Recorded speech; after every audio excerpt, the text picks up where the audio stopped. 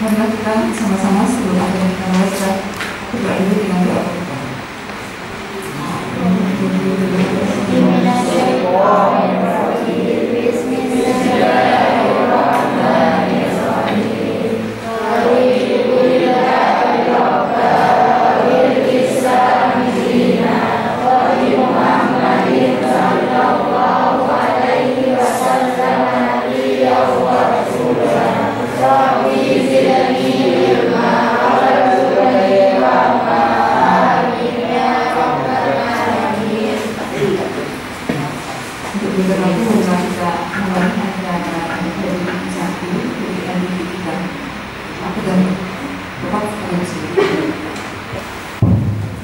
Assalamualaikum warahmatullahi wabarakatuh. Sebelum kita memulai pertemuan kali ini, maka kita menyanyikan Mazmur Maria Tuhan. Para hadirin diharap berdiri.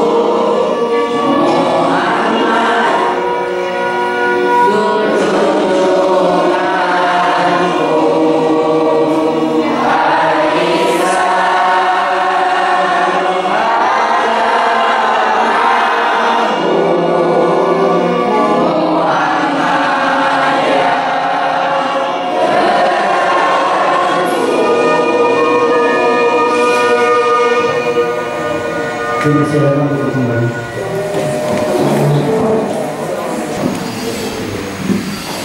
Ya baik. Assalamualaikum warahmatullahi wabarakatuh.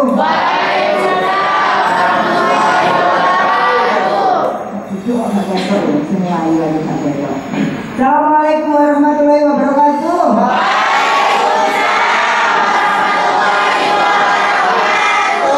Masih semangat ya nak? Insya Allah sehat ya. Jadi pagi ini kita kedatangan ibu cantik ya, ibu luar biasa ya.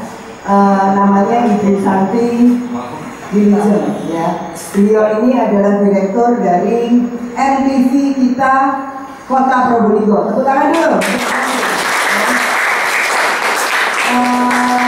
Kita itu bangga banget loh itu ya. Ibu Santi itu mau meluangkan untuk bertemu kalian ya, untuk berbagi ilmu supaya kalian itu bahwasannya tidak hanya di ini aja, di gedung yayasan ini aja, harus tahu dunia luar itu seperti apa.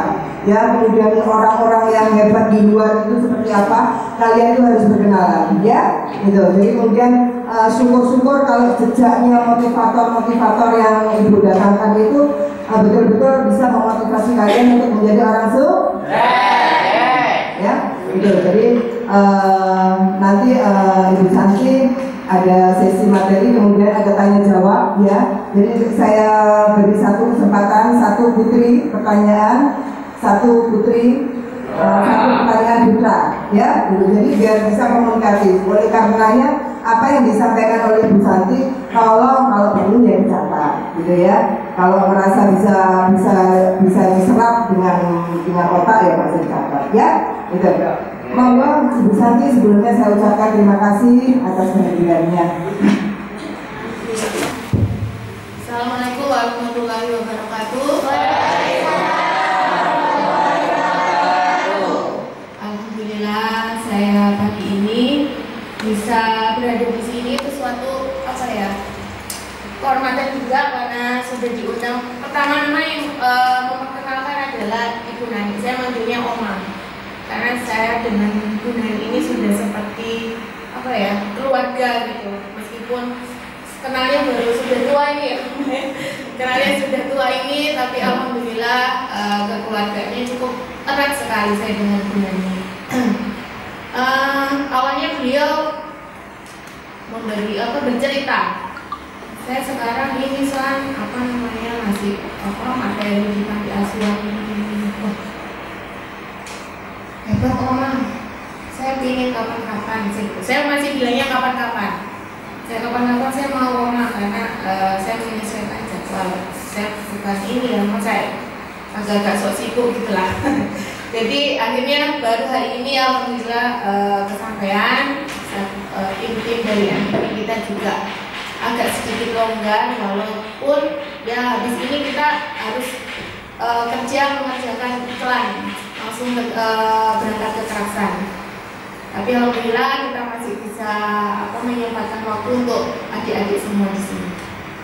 Perkenalkan, nama saya Santi. Biar lebih akrab panggil aja Mbak Santi, nggak apa-apa, nggak bisa Ibu. Biar nggak cepat tua ya. Panggil aja Mbak Santi, nggak apa-apa.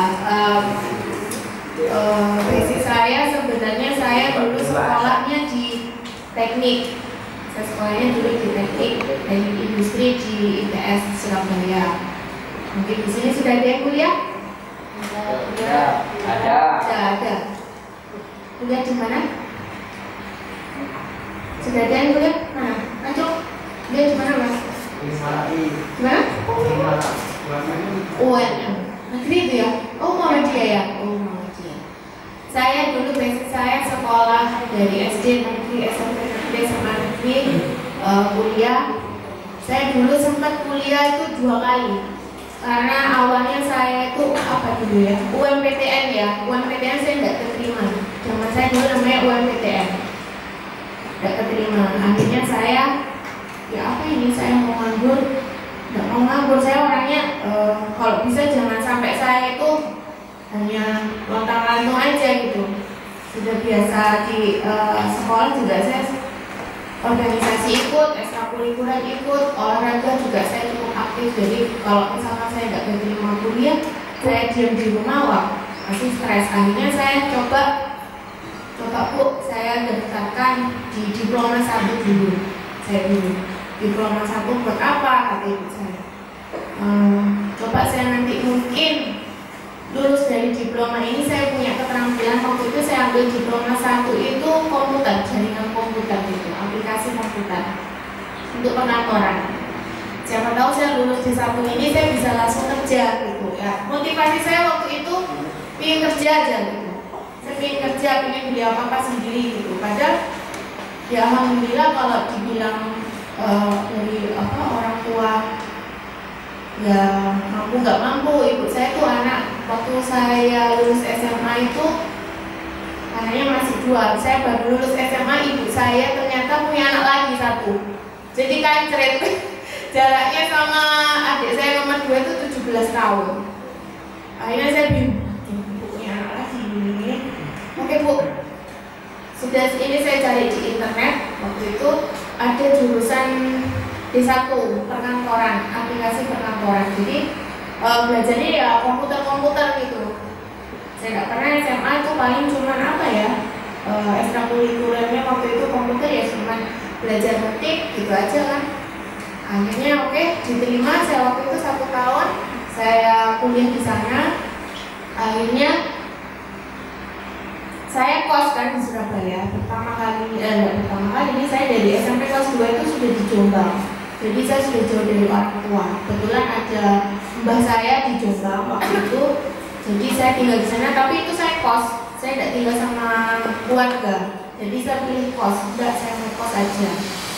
Bukan mau bebas atau apa, tapi biasanya kalau tinggal dengan orang tua itu ya agak-agak di apa ya, posesif gitu. Nggak boleh gini, nggak boleh gini. Sedangkan saya anaknya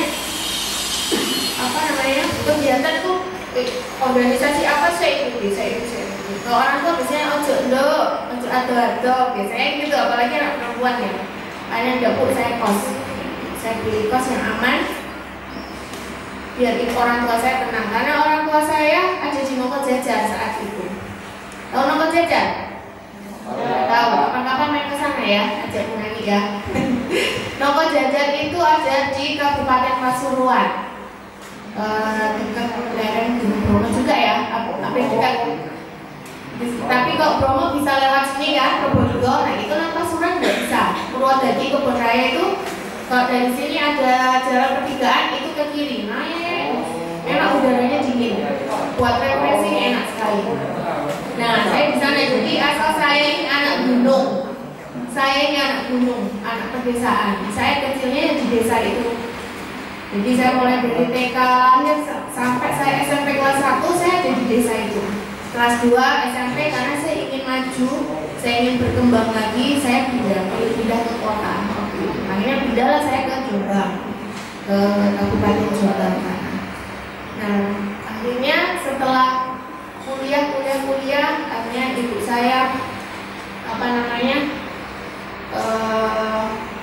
biar tes saya keterima, akhirnya menyetujui. Akhirnya saya mengikuti kuliah 1 tahun di Stadia. Kuliah 1 tahun, saya lihat teman-teman saya itu HP-nya sudah bagus-bagus sekali.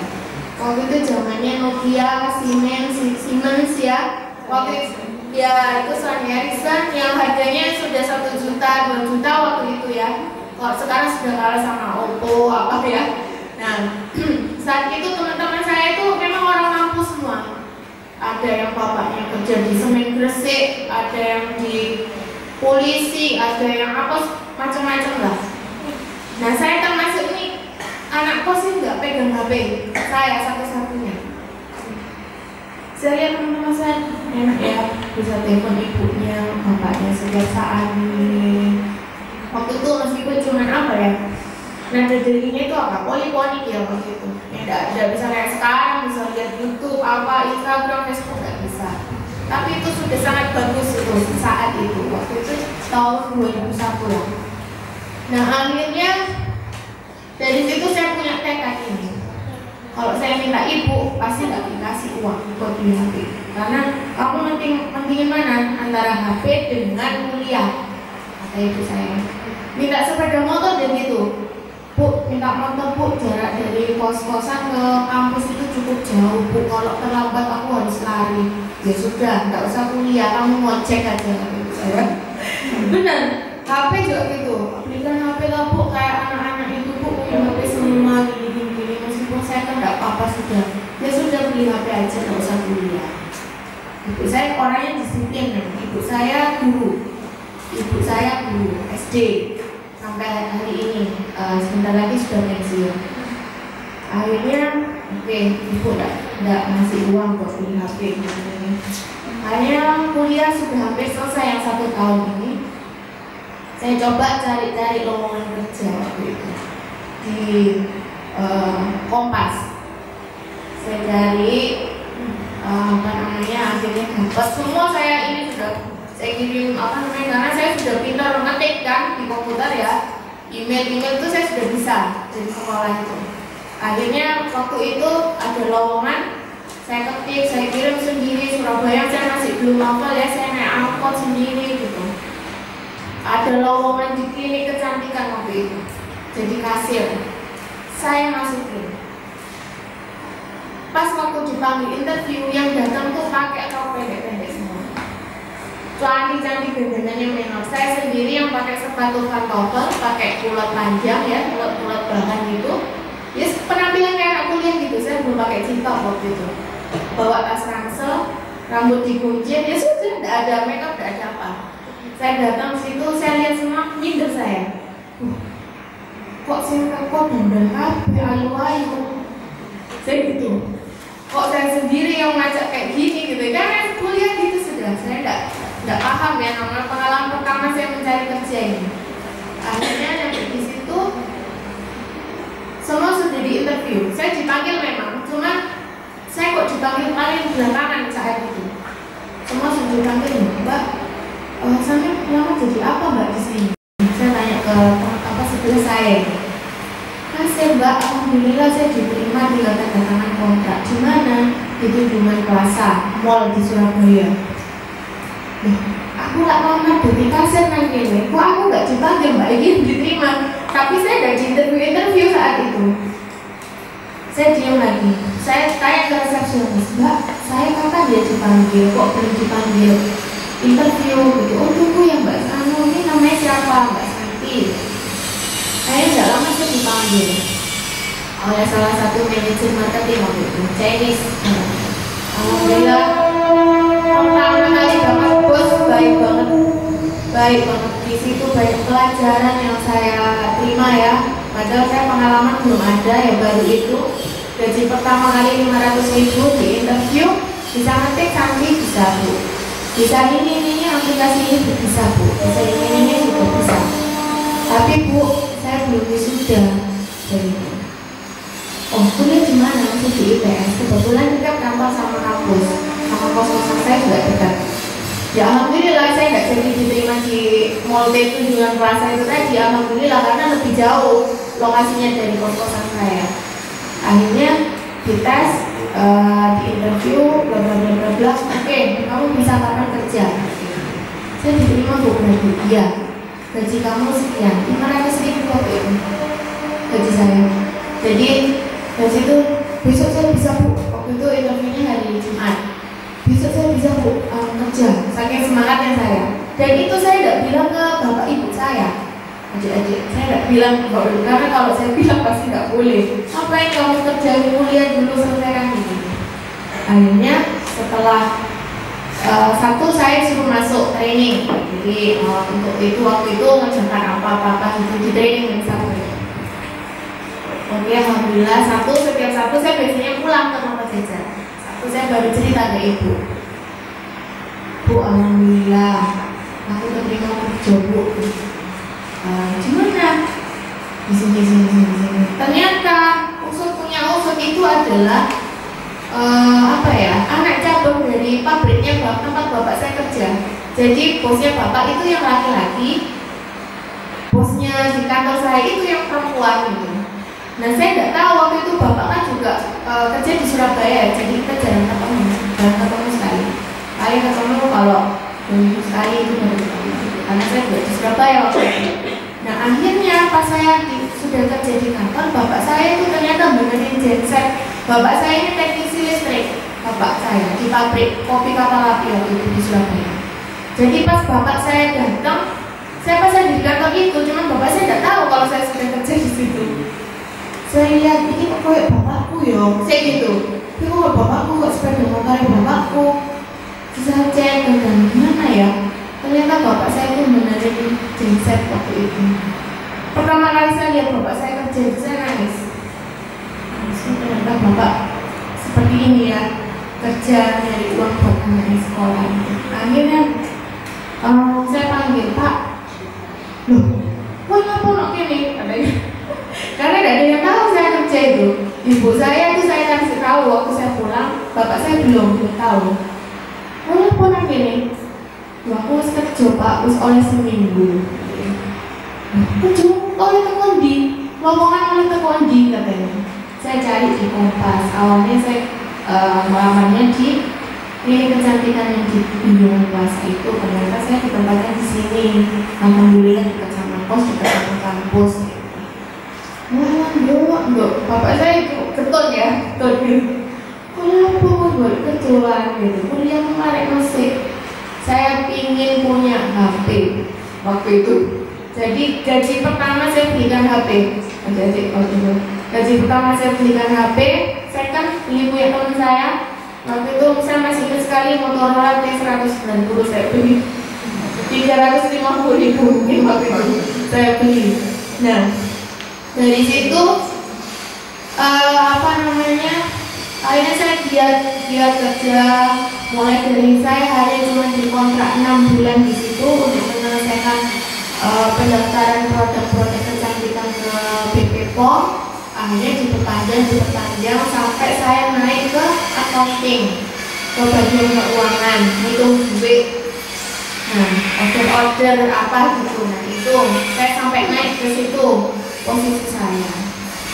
Nah, akhirnya dari situ banyak pengalaman yang saya dapatkan. Meskipun di kuliah terbatas ya, saya materinya mungkin terbatas, tapi alhamdulillah langsung praktek di tempat kerja itu. 2 tahun saya kerja terakhir di accounting itu. Akhirnya saya hijrah ke Jakarta. Saya menikah, tinggal di sana 7 tahun. Saya juga kerja di sana, menemukan pengalaman baru lagi. Saya kerja di kantor advertising ya, jadi kantor periklanan gitu. Di sana juga saya di accounting. Jadi sebenarnya posisi accounting ini saya nggak pernah belajar sebelumnya. Tapi karena mungkin di prakteknya saya benar-benar mau belajar biar pintar ya apa caranya. Jadi saya anggap kerja itu sama aja kayak belajar saat itu. Pengalaman pertama di Surabaya itu. Jadi saya belajar di situ, praktek langsung. Kadang dulu kalau ada pelajaran akuntansi, ekonomi gitu ya, bosan sekali saya. Sangat bosan. Akhirnya tapi sebelum saya di Jakarta itu sempat kuliah lagi, saya melanjutkan ambil D3, lanjutkan kuliah lagi. Jadi sambil kerja saya sambil kuliah. Akhirnya pindah hijrah ke Jakarta, saya kerja lagi, dapat pengalaman lagi, terus pulang lagi ke Surabaya, kerja lagi, dapat pengalaman lagi, sampai dapat waktu itu dapat bos bule ya, orang Amerika itu juga pernah. Terus akhirnya sekarang terdapat di sini sudah Probolinggo. Jadi pengalaman itu saya jadikan pelajaran, saya praktekkan. Kebetulan suami saya juga adik angkatnya Om Dhani. Adik angkat. Jadi memang suami saya itu orangnya entrepreneur. Jadi dia lebih senang usaha daripada dia kerja ikut orang. Akhirnya sudah perpaduan yang sangat klop dengan saya. Oke, saya punya visinya. Jadi saya pengalaman saya sudah ada, tinggal kita menerapkannya di usaha kita bagaimana. Dulu suami saya itu di Pro TV, direkturnya Pro TV. Tahu Pro TV, Probolinggo TV. Nah itu cuman karena ada suatu hal akhirnya dilepas. Beliau lebih mungkin lebih ini ya, karena kalau di Pro TV itu kan dikejar target terus ya. Jadi beliau seperti biar cari yang lebih fleksibel waktunya, lebih santai. Nah kemudian beliau mendirikan ini MTV kita. Ini adalah channel YouTube. Insya Allah ini pertama kali ya di Kota Probolinggo ya, Kota Kabupaten Probolinggo. Insya Allah ini yang pertama kali. Nah MTV ini berdiri dari tahun 2020 bulan April. Jadi hampir 1 tahun. Selain itu juga punya mebel, juga ada mebel. Biru daun, mungkin ada yang pernah tahu biru daun, kaos biru daun. Nah itu suami saya, salah satu usaha suami saya. Tapi sekarang ini karena pandemi ya, jadi tutup di distronya. Saya hanya jual online aja. Jadi stoknya ada di rumah. Saya hanya jualan online. Jadi sementara ini ya itu kesibukan saya selain ada jualan saya online shop. Nah, sesuai materi pada pagi hari ini yaitu memanfaatkan sosial media. Nah, inilah bukti bahwa kita memanfaatkan sosial media dengan baik dan benar. Salah satunya adalah channel YouTube ini. Ini kita bikin juga ini ya, biasanya kan ada YouTube cuma upload aja ya gitu. Cuma upload aja. Ternyata tidak semudah itu dalam prakteknya. Jadi bagaimana caranya kita biar mendapatkan iklan dan atau berpaten dengan YouTube itu sangat susah. Perjalanannya itu cukup panjang dan mbak ini saksinya. Ini mbak ini ya, mbak Rito sini. Itu Mbak Tisnanda. Nah, Mbak Rito ini menemani NTV kita dari pertama berdiri. Mbak Rito ini. Mbak Rito ini lulusan apa? Ini S1 pertanian. Tapi dia pinter presenter.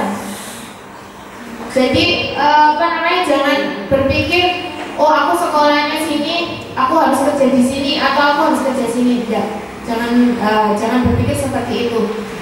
Kita tidak tahu rezeki kita di mana, rezeki kita seperti apa. Contohnya Mbak Rito ini, dia awalnya tidak pernah jadi presenter, tidak pernah jadi presenter. Tapi sekarang dia setiap ada klien ya, mau podcast, entah mau iklan atau apa, selalu minta presenternya Mbak Rito. Ini jadi idola ini sekarang, idola di MTV kita presenternya.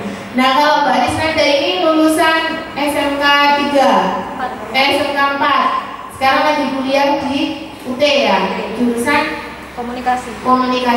Nah, ini dulu jurusan di SMK 3 jurusan multimedia. Bagian ngedit desain. Nah, ini Mbak Tisnanda. Mungkin nanti butuh Mbak cara ngedit, cara desain ini bisa ke Mbak Tisnanda. Atau ada lagi Mas Nuril, satu lagi ada Al ini lulusan SMA 1 yang baru kita rekrut, baru 2 bulan gabung dengan MTV. Jadi dia baru lulus SMA 1, dari SMA 1 kemudian dia ikut SBMPTN, dia tidak keterima, akhirnya dia memilih kerja. Oke, kamu bisa, ternyata dia ngeditnya juga cukup lihai. Padahal di SMA 1 nggak pernah dapat materinya mungkin ya, nggak pernah dapat, kecuali kalau di SMK itu mungkin ada masih. Nah, dia kan dites ternyata dia cukup pintar. Edit itu akhirnya kita terima di MTV. Kalau Mbak Rito ini presenter, mungkin ada yang punya bakat atau apa jadi presenter cuap-cuap. Nah, Mbak Rito bisa belajarnya ke Mbak Rito. Nah, kalau saya alhamdulillah selama ini pekerjaan itu banyak terbantu dengan sosial media. Saya di rumah itu sebenarnya MTV ini kan kerjaannya suami, cuman karena beberapa bulan yang lalu suami sempat sakit, jadi perlu saya dampingi, akhirnya saya ikut timbul juga di MTV. Setiap hari saya ngantor bareng suami, saya antarkan, saya tungguin sampai pulang. Akhirnya lama-lama saya menguasai. Padahal saya nggak ada basic di media sebenarnya. Cuman karena itu tadi berbekal dari sosial media, akhirnya saya sedikit membantu teman-teman di MTV untuk mencari materi konten ya, untuk mencari konten.